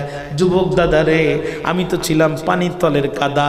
কারুর জুব্বায় কিংবা পাঞ্জাবিতে লাগলে সার্ফ এক্সেল আর হুইল পাওয়ার হোয়াইট ছাড়া ওই জুব্বা পাঞ্জাবি ব্যবহার করতে পারতো না, সেই কাদাকে আজকে আশরাফুল মাখলুকাত কোলে নিয়ে চড়ে। এইটা কিন্তু চেহারা দেখায় হয় নাই, প্রতিটি পরতে পরতে পরতে পরতে ইমানের পরীক্ষা দিয়ে রিমান কেটে কারাগার ঘুরিয়া শহীদ হইয়া আমার এখানে ওঠা লাগিছে। আরো আসতে গল। সুতরাং আমাদের এলাকায় একজন এমপি ছিলেন মাওলানা হাবিবুর রহমান, বুঝছেন, খুব চমৎকার বক্তৃতা করতে পারতেন। 90 দশকে তাকে এলাকার লোক ভোট দিয়ে হুজুরকে এমপি বানাই দিল। উনি পার্লামেন্টে দাঁড়িয়ে বক্তৃতা করতেছেন আল্লাহর জমিনে আল্লাহর আইন কেন দরকার, এই টপিকসের উপরে। কোরআনের আয়াত টানতেছেন, উদাহরণ টানতেছে। স্পিকার বলতেছে, উনি বলতেছে মাননীয় স্পিকার আমার সময় কত? কয় 10 মিনিট। কই একটু বাড়ায় দেন। কয় না, 10 মিনিটে শেষ করে। মাওলানা হাবিবুর রহমান কোরআনের কোরআনের আয়াত টানতেছেন, উদাহরণ টানতেছেন, বক্তৃতা করতে করতে নিজে তাকায় দেখে 30 মিনিট পার হয়ে গেছে, স্পিকার কিছু বলতেছে না। তখন উনি বলছে মাননীয় স্পিকার আমার সময় কত? কয় 10 মিনিটই শেষ করে। কয় স্যার একটু ঘড়ির দিকে তাকায় দেখেন 30 মিনিট পার হয়ে গেছে। বলছে আর একটু বলেন। মাওলানা হাবিবুর রহমান আল্লাহর জমিনে আল্লাহর আইন কেন দরকার এই টপিকসের উপরে 1 ঘন্টা বক্তৃতা করে ফ্লোর ছেড়ে দিলেন। স্পিকার বলতেছে হুজুর যে কথা বলেছেন সব সত্যি কথা, টাটকা কথা, শোনার মতো কথা, শোনা গেল কিন্তু মানা গেল না। তো আমরা রাত্রি 12টা-1টা পর্যন্ত কোরআনের কথা শুনতে পারি কিন্তু মানতে পারি না। এই কোরআনের কথা যতদিন মানতে না পারবো আমাদের কপালে ততদিন শান্তি আসবে না। কথা বুঝতে পেরেছেন? এই জন্য প্রিয় ভাইরা, আমার বক্তৃতার সারমর্ম হলো ইমানের পরীক্ষা দিতে হবে, জুলুম নির্যাতন আসবে, এটা সহ্য করতে হবে। যাদের বাড়িতে ফ্রিজ নাই, ওই মহিলারা যখন রাত্রে ভাত একটু বেশি রান্না করে ফেলে, ওরা ভাতটা যাতে নষ্ট না হয়ে যায় এই জন্য ভাতের মধ্যে পানি দেয়। আমাদের সাতক্ষীরা এটাকে পান্তা ভাত বলে। আপনারা কি করেন? পানি ভাত। আচ্ছা, পানি ভাত এবার যখন সকালে খায় তখন আগে হয় পানি খেতে হয়, তা না হলে পানি ফেলায় দিতে হয়। মানে পান্তা খেতে গেলে পানির ব্যবস্থা আগে করা লাগে। ইসলাম কায়েম করতে গেলে আগে নির্যাতন সহ্য করতে হয়। সাইদ দেয়ালের মাঝে ভুনা খিচুড়ি খেয়ে ইসলাম কেন? পৃথিবীর কোন আদর্শ বাস্তবায়ন হয় না। প্রতিটি পয়গম্বর মার খেয়েছে, কারাগারে গিয়েছে, জেলখানায় গিয়েছে, মৃত্যুর সম্মুখীন হয়েছে, তারপরও কোরআন ছেড়ে দেয়নি। আমাদেরকেও ছাড়া যাবে না। ঠিক না ঠিক বলেন? আল্লাহ পাক আমাদেরকে কবুল করুক।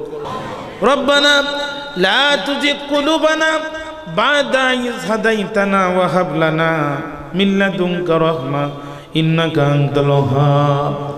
মহিয়ান গরিয়ান সর্বশক্তিমান দয়ালু দাতা মেহেরবান, গভীর রাত ঐতিহ্যবাহী বৈলতলী এলাকাবাসী প্রবাসী সংঘ কর্তৃক আয়োজিত ৬ষ্ঠ বার্ষিকী ওয়াজ মাহফিলের সমাপনীতি। আমরা কতিপয় গুনাহগার, আল্লাহ রাত 12:30টার অধিক হয়ে গেছে, তোমার গোলামেরা কোরআনের জমিন ছাড়তে চায় না। একটি মুঠিওয়ালা, একটি রিক্সাওয়ালা সারাদিন রিক্সা চালানোর পরে, কারুর ক্ষেত আর খামারে কাজ করার পরে 200-500 টাকা নিয়ে বাড়িতে ফিরে যায়, খালি হাতে ফেরে না। এতক্ষণ আমরা বসে থাকলাম, তোমার এই কালামে হাকিম থেকে আলোচনা শুনলাম, আলোচনা করলাম, খালি হাতে আমাদের ফেরত দিও না আল্লাহ। মেহেরবানি করে অন্তত জীবনের গুনাহগুলো মাফ করে দাও, হেদায়েতের মালা গলায় পরায় দাও আল্লাহ। তোমার আম্বিয়া আলাইহিস সালামের উত্তরসূরি আমাদেরকে বানায় দাও আল্লাহ। আল্লাহ এই মাহফিল কমিটিকে কবুল করে নাও। এই মাহফিলের প্রধান অতিথি, সভাপতি, ওলামায়ে হাজরাত যারা দূর দারাজ থেকে কষ্ট করে এসেছেন, শ্রোতা মণ্ডলী যারা হাত তুলেছেন, কার মনের নেক মাকসাদ কি জানি না। আল্লাহ তুমি আলিমুল গায়ব, আলিমুম বিযাতি সুদূর। আল্লাহ তুমি অন্তর্যামী, মনের খবর রাখো।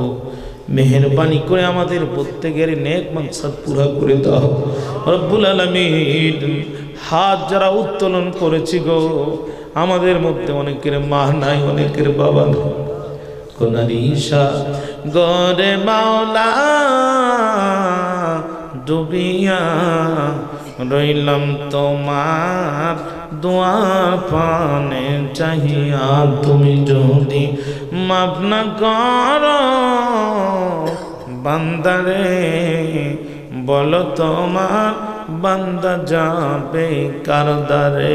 সকলেরই দোয়ার থেকে আল্লাহ ফিদিয়া রইলাম তোমার দোয়া পানে চাহিয়া।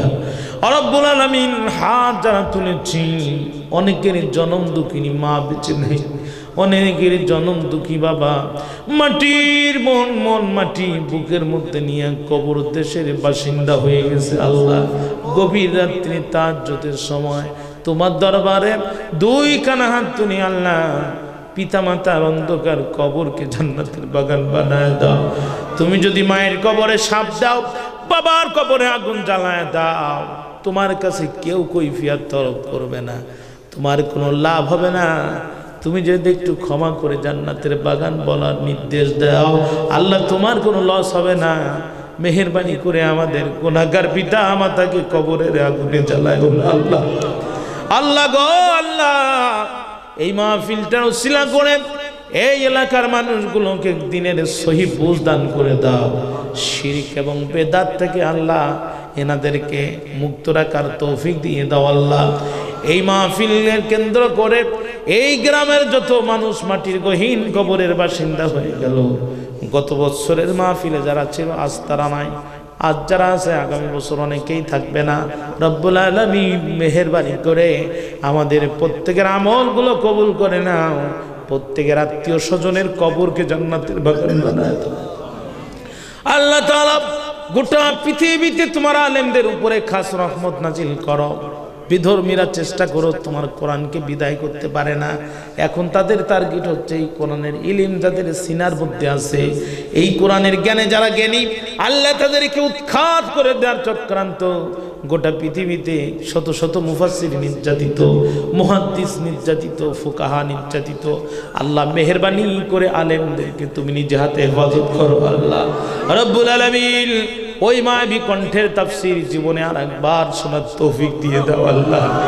ওই মায়াবী কণ্ঠের তাফসীর জীবনে আর একবার শোনার তৌফিক দাও। ওই মায়াবী কণ্ঠের তাফসীর জীবনে আর একবার শোনার তৌফিক দাও। প্রয়োজনে যদি তোমার আরো রক্তের প্রয়োজন হয়, আমি মাহবুব আমার রক্তটা উৎসর্গ করে দিলাম আল্লাহ। আমার রক্তের বিনিময়ে ওই মায়াবী তাফসীরে জাতির আর একবার শোনার তৌফিক দাও রব্বুল আলামিন। এই প্রোগ্রামটা করার জন্য যত মানুষ টাকা দিল, পয়সা দিল, বিবেক দিল, বুদ্ধি দিল, মেধা এবং প্রজ্ঞা দিল, হিকমত আর যুক্তি দিল, প্রত্যেক প্রকার কুরবানি কবুল করো। Stage, pandal, camera, mic, light এমন করে যার যা খেদমত আছে কবুল করো আল্লাহ রব্বুল আলামিন। এই প্রবাসী সংঘ, এই গ্রাম এলাকাবাসীকে কবুল আর মঞ্জুর করে নাও। আজকে আমার এখানে আনার মধ্যে আমার সম্মানিত ভাই রব্বুল আলামিন আহমদুর রহমান বিন আজাদ ভাই, আল্লাহ তাআলা এরপরে আমার ভাই আর একজন ভাই, ওনারা চেষ্টা করেছেন রব্বুল আলামিন মুসলিউদ্দিন আজাদি ভাই, আল্লাহ তাআলা দোয়া করে এই দুইজন কোরআনের খাদেম, আল্লাহ তাদেরকে বিশ্বব্যাপী কোরআনের দাওয়াতের জন্য কবুল করো, যোগ্যতা বৃদ্ধি করে দাও আল্লাহ তাআলা। যেই যোগ্যতা মুসলমানদের থাকলে বেধর্মীদের উপরে প্রভুত্ব করা যায়, নেতৃত্ব দেয়া যায়, এই যোগ্যতা তুমি মুসলমানদের ভিতরে দাও রব্বুল আলামিন। ফিলিস্তিনের ভাইদের আর কত রক্ত তুমি নিতে চাও? প্রায় 70 বছর ধরে ইহুদিদের হাতে তারা ধর্ষণের শিকার, মারের শিকার, নির্যাতনের শিকার। জেরুজালেম নগরীকে আল্লাহ তারা দখল করার চেষ্টা করে। মাবুদ গো, মুসলমানদের ভিতরে সেই শাহাদাতের প্রেরণা আবার জাগ্রত করে দাও। জেরুজালেম ইহুদির কবল থেকে মুক্ত করার জন্য যেই পরিমাণ ইমানের জজবা দরকার, আল্লাহ ইমানের জজবা তুমি মুসলমানদের মধ্যে দিয়ে দাও। জানি না কোন সময়, কখন, কিভাবে, কোথায় মারা যাব, মরতে যখন হবে শাহাদাতের মৃত্যু নসিব করে দিও। আর জবানে জারি করে দিও মধুর কালেমা লা ইলাহা ইল্লাল্লাহু মুহাম্মাদুর রাসূলুল্লাহ সাল্লাল্লাহু আলাইহি ওয়াসাল্লাম। আসসালামু আলাইকুম ওয়া রাহমাতুল্লাহ।